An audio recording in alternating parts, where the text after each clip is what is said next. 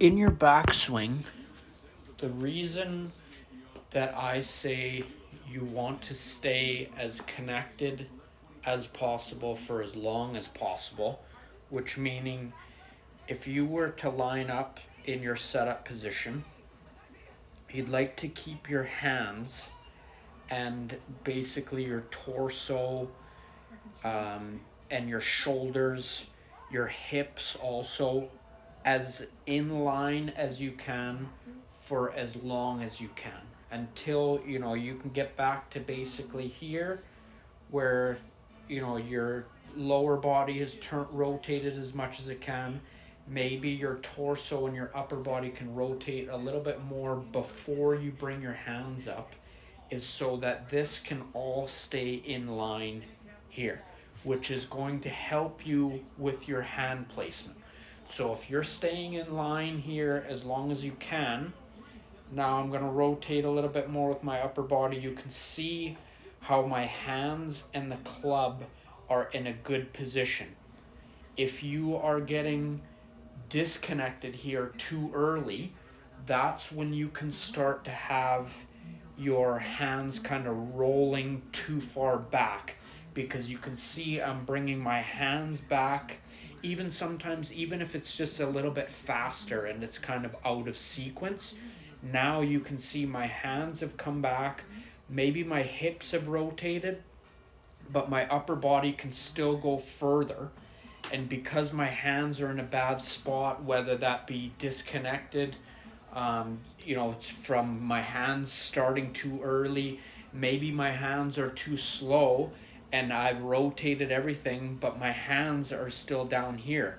And again, the club is in a bad spot. It's just tough to now get everything to line up like this, because you're not always thinking about all of those things in your swing. Some, depending on what shot you've hit before, especially if it's a bad shot, you're trying to think of what you did wrong and you've got a million things going through your head. So let's try and keep it simple on the backswing. We want to stay as connected as possible. All of these things you should be practicing slowly first until you get it down, and then go into your full speed swing. Maybe your backswing is too quick and you need to slow it down. There's nothing wrong with a slow backswing, making sure everything's in line, everything's in a good position. Now dropping your hands and now swinging through the shot. All right, let's just slow it down. This is going to make you more consistent in your backswing, right? Everything is connected here. My hands, the club head, everything is now in a good position to bring my hands up. Okay, like I said, you're not coming back too fast with the hands now. Now you're going to raise your hands, and look how far my hands aren't even, they're behind my backside. It's just so far back that it makes it really hard now to come down. Now you've got to sweep the club all the way through, right? And another one, if you're not turning fully and now your hands are here, you're coming straight up, this is a very steep angle to come down now. Now, in saying all of that, you don't have to have a perfect takeaway. You're not trying to come back here and get in this exact same spot every time.